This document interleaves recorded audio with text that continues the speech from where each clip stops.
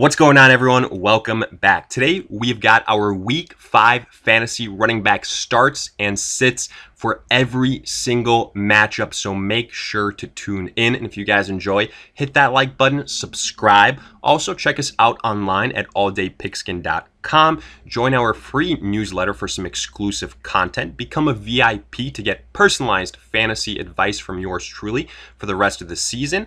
And check us out on Twitter. Give us a follow at alldaypigskin to continue interacting with us as the week progresses. Shoot us questions. We will do our best to answer them. In the meantime, let's get right into it. Before getting into our breakdown, we want to give you guys a quick word from our sponsors at Overlay Fantasy Sports, who are taking DFS to a whole nother level.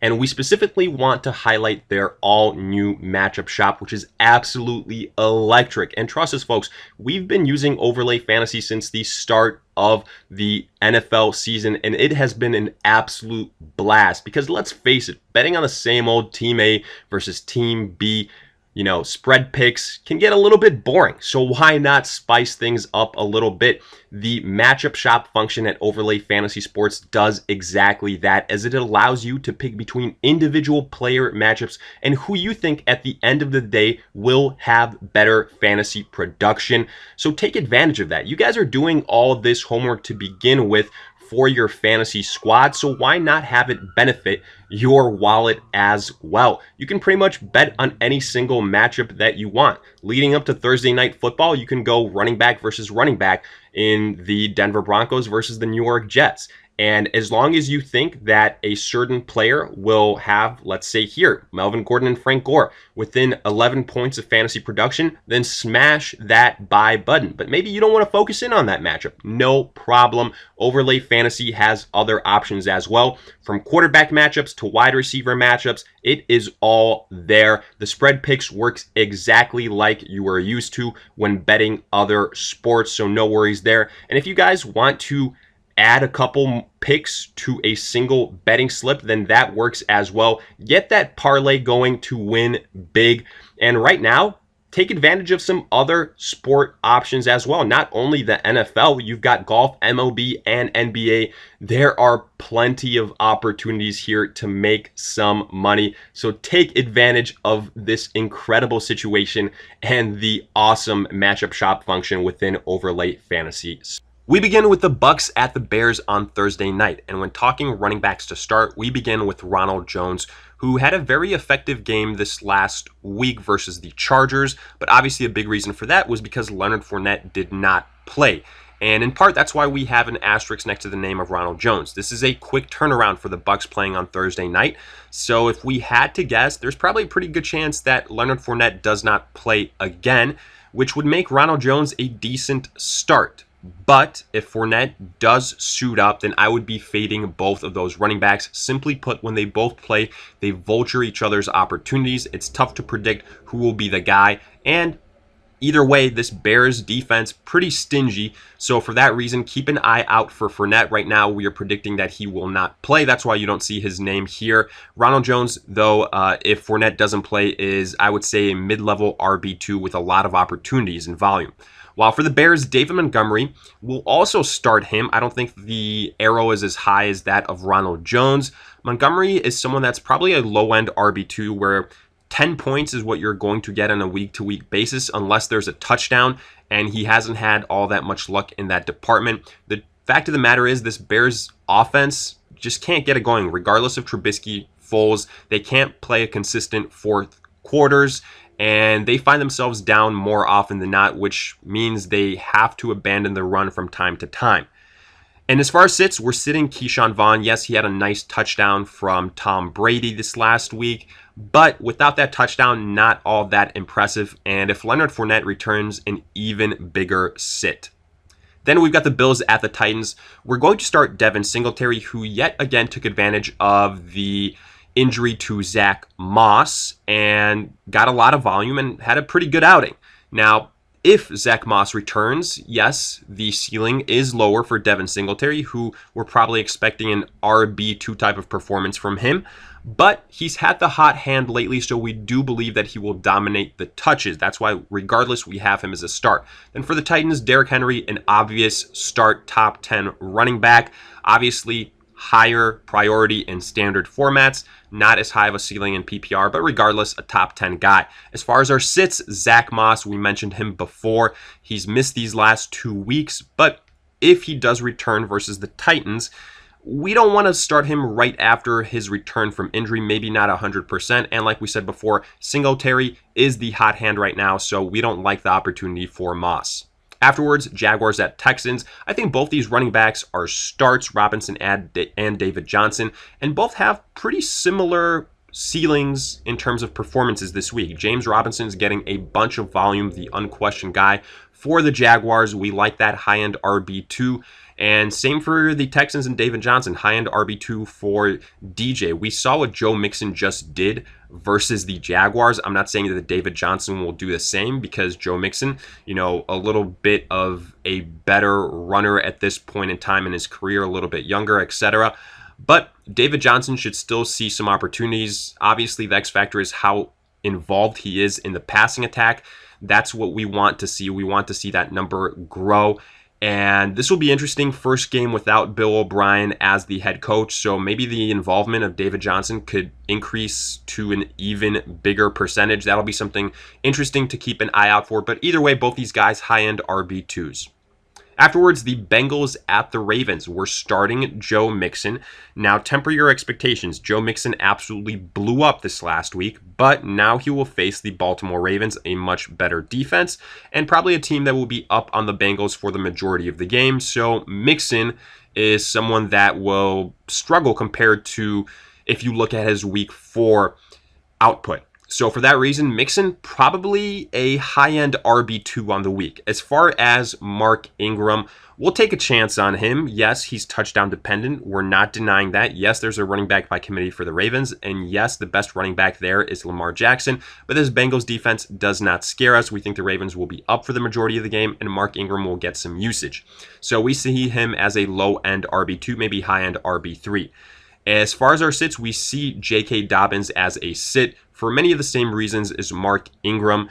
Simply put, too many mouths to feed on this Baltimore offense. If Dobbins saves his day, it'll only be by a short yard touchdown type of situation. So for that reason, right now, we can't bank on that. We are sitting him. Then we've got the Panthers at the Falcons. Pretty simple. You're starting Mike Davis. You're starting Todd Gurley. As long as Christian McCaffrey is out, you continue to fire up Mike Davis. The guy is a low-end RB1, especially in PPR scoring. This Falcons defense doesn't scare us. You should be extremely confident in Mike Davis in Week 5. Todd Gurley is someone you also want to start. Yes, he had his day saved by a pair of touchdowns in Week 4, but this Panthers defense, again, it can be had in the rushing department. So for that reason, we like the opportunity for Gurley. We think this will be a very high-scoring affair. These NFC South showdowns usually are. Neither one of these defenses scare us. Both these teams, have some weapons offensively, so we're firing up both running backs. As far as the sits, we're sitting Reggie Bonnafon. Yes, he had a nice game this last week versus the Cardinals, but we still believe this is the Mike Davis show. So for that reason, we are sitting Reggie Bonnafon. We just don't think he will have enough opportunities here versus the Falcons. Afterwards, Raiders at Chiefs. Pretty simple. We're starting Josh Jacobs. We're starting Clyde Edwards-Helaire. Yes, Jacobs has been frustrating these last few weeks, and you probably should view him as a high-end RB2 in this matchup because the Chiefs might go up on the Raiders kind of quickly, and then again, just due to game flow, the Raiders might have to fade out Josh Jacobs. But Clyde Edwards-Helaire, on the other hand, is someone that will have a lot of opportunities. I expect the Chiefs offense to bounce back in Week 5, especially versus this Raiders defense. I like the upside for Clyde Edwards-Helaire. I think he'll be a borderline top 10 running back for Week 5. Then we've got the Cardinals at the Jets. I'm starting Kenyon Drake and honestly, probably Chase Edmonds as well. So let's break this down a little bit further because Kenyon Drake has been one of the most disappointing fantasy running backs so far. You drafted him as a first rounder as an RB1. I think that ship has sailed. I think right now you have to view him as an RB2. The question becomes mid-level RB2, high-end RB2, TBD. But What we do know is you have to play him versus this Jets defense. If it was a tougher matchup, we might be sitting Drake. And yes, he did get the wind knocked out of him at the end of that Panthers game, but obviously not too serious, so he will be starting yet again.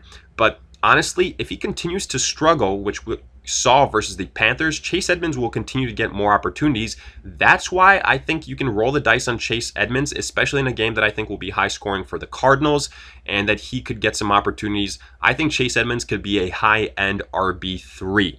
And then Le'Veon Bell, you see an asterisk next to his name here for the Jets. He is eligible to return in week 5 from the IR, and I think his return will be much welcomed, because after Jamison Crowder, there's not many other options in the passing attack. So obviously Le'Veon Bell gets a nice little boost in PPR scoring. I think, again, versus this Cardinals defense, not all that intimidating.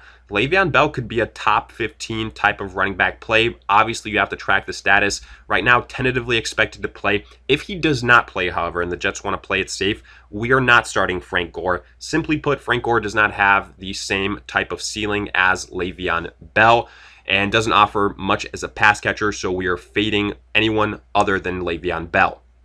Then Eagles at Steelers, pretty easy. Miles Sanders, we're starting. This is, however, a very tough matchup, so keep that in mind.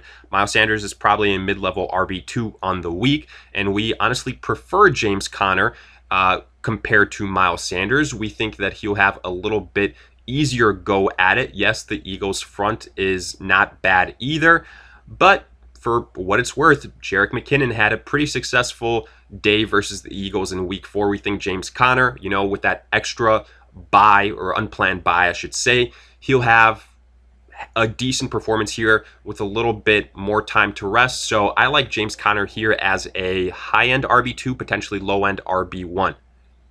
Then Rams at the Washington football team. We will start Malcolm Brown. And this is one of the biggest headaches in terms of running backs to start when we talk the running back room in LA for the Rams. We thought it would be Darrell Henderson, even though we told you guys don't jump on the Darrell Henderson bandwagon too quickly last week. Malcolm Brown returned and kind of got that volume and those opportunities compared to Darrell Henderson, and did more with it. And we do think when all these three guys for the Rams are healthy, Henderson, Akers, and Brown is the preferred option. We kind of saw that to kick off the season, so for that reason, we're rolling with him. But we would say that Malcolm Brown is probably a low-end RB2 here. Washington has a good front four. And again, when you throw in some other names like a Henderson, Akers, if he potentially plays, then Brown becomes even less appealing right now. Again, tentatively starting him. As far as Washington, Antonio Gibson is the name that you pretty much have to know. Every single week, he's gotten a little bit better, a little bit more involved in the passing attack. He's the running back, honestly, that you want to start in this game. Malcolm Brown, again, could very well be a sit by the time this game gets close on Sunday, especially if Cam Akers plays as well. That's something I do want to mention. Right now, you see the sits, Darrell Henderson, Cam Akers. If Cam Akers plays, I'm honestly fading all of these Rams running backs, and Gibson becomes the only comfortable play I would have here for Washington. Afterwards, Dolphins at the 49ers. I will start Myles Gaskin purely because of volume opportunities, and he should be a low-end RB2 on the week. I see him as a similar type of situation to a David Montgomery. Then for the 49ers, Jerick McKinnon. We saw last week, this is McKinnon's team when it's just him and Jeff Wilson, and the Dolphins defense not all that scary. I think McKinnon can be a top 15 running back on the week. And as far as the sits, we're sitting Jeff Wilson. Obviously, we're getting closer and closer maybe to the returns of a Coleman and to a Mostert, but right now it seems to be these two guys. And when it's just these two running backs, McKinnon is the guy to own. Jeff Wilson is a fade. Then we've got the Giants at the Cowboys. And here, I actually think Devonta Freeman is not a bad start. We're quietly getting to the point in time where it's been a couple of weeks since Devonta Freeman has been added by the Giants, getting a little bit more and more usage, some more involvement in the passing attack. But the biggest reason why we would start him here is he's facing this Cowboys defense, which has been absolutely atrocious. It just let up 40-plus points versus the Browns, who ran all over them. I think Freeman will have some nice opportunities. and could be a top 20 running back on the week. I would say a low-end RB2. And then obviously Ezekiel Elliott, he's a top 5 running back. You have to love him in this matchup. Fire him up regardless the format. And our sits, Wayne Gallman, Dion Lewis. Again, like I said previously, we're getting to the situation where Freeman is trending up, which means Gallman, Dion Lewis become fades every single week unless there's an injury. Then we go Broncos at Patriots. I will start Damian Harris and I will start James White. Harris taking on that Sony Michel role. Looked pretty good this last week versus the Chiefs. And then James White, pretty much the second best pass catcher on this offense in PPR formats. I think he is a low-end RB2, a decent flex play. As far as our sits, I'm sitting everyone on the Broncos, simply put.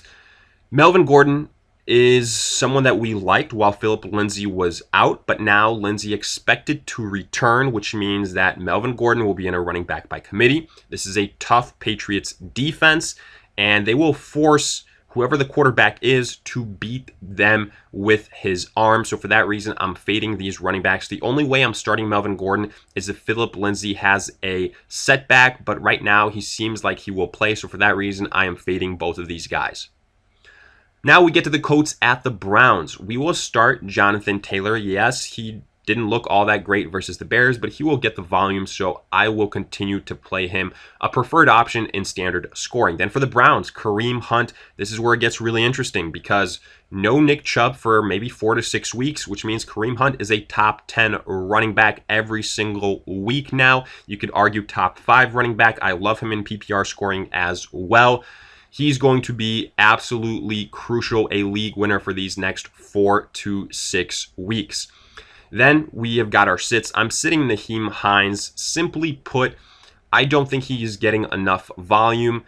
You're going to be taking a big chance on him where he's going to be touchdown dependent. And with the way that the Colts are passing the football, not all that successfully is what I'm trying to say, then Nyheim Hines becomes an even bigger fade. And then maybe a little bit of a surprise, but I'm fading D'Ernest Johnson, who had a decent game versus the Cowboys, almost 100 yards rushing after Nick Chubb left. And you presume that the Browns will give him some opportunities to give a breather to Kareem Hunt. But I still believe that Kareem Hunt now, I've been saying it for a while, he's the best all-around running back on this team as a rusher, as a pass catcher. And the Browns aren't playing the defense of the Dallas Cowboys. I think that was a big reason why D'Ernest Johnson was so successful. So due to that, I'm actually fading him this week. Afterwards, we get to the Vikings at the Seahawks. Pretty simple. You're starting Dalvin Cook every single week, a top 5 running back. Chris Carson, he had a concussion scare this last week, but came back from it, had a successful outing. I will continue to play him. As far as our sits, sitting Carlos Hyde, sitting Travis Homer, those guys only are relevant if Chris Carson is hurt. Getting to the Chargers at Saints, finally, we're going to start Josh Kelly, but we want to temper expectations. Obviously, Austin Eckler will be out for about 6 weeks. That's a big deal, but neither Josh Kelly or Justin Jackson have the upside that Eckler does. I favor Kelly, but only by a little bit, just because Jackson has been, nicked up and Kelly's gotten some of those opportunities. Honestly, I think this will be a 60-40 split for these running backs in the Saints defense. Not all that bad. I expect some of these starters defensively to return from injury. And if the Saints put up a bunch of points versus the Chargers, then you're going to see the Chargers abandoning the rushing attack. So honestly, for that reason, I'm going to start Kelly, but I view him as a low-end RB2, maybe even an RB3 in this matchup. And then for the Saints, obviously you're starting Alvin Kamara, top 5 running back every single week. Higher ceiling in PPR scoring, but either way, you love him regardless. As far as our sits, we're sitting Justin Jackson like we mentioned. We think there will be a lot of vultured opportunities, and maybe that'll get closer and closer to a 50-50 split. Undoubtedly, Jackson will have more opportunities now than when Austin Eckler was healthy. But right now, at least initially, we think Kelly will be favored. So we're sitting Justin Jackson here. And then we're also sitting Latavius Murray. Yes, he had a very successful outing in week 4. And, Alvin Kamara didn't explode. But if you take away some of those touchdowns for Murray, then all of a sudden Alvin Kamara is on the verge of another 30, 40-point game. And without that, Latavius Murray, not all that impressive. We think this will be back to the Alvin Kamara show. If Michael Thomas returns, probably even less opportunities for Latavius Murray, so we are fading him in week 5. So with that, we wrap up our week 5 running back starts and sits. And as always, let us hear it in the comment section. Did you agree, disagree? And shoot us your own personal start and sit questions. We will do our best to answer them. If you guys enjoyed, hit that like button, subscribe. Also, give us a follow on Twitter at AllDayPigskin, where you can also shoot us questions throughout the week, and we will do our best to answer them. And check us out online at alldaypigskin.com. Join our free newsletter for free exclusive content and become a VIP in order to get personalized fantasy advice from yours truly for the remainder of the season. But in the meantime, we'll see you guys in future videos.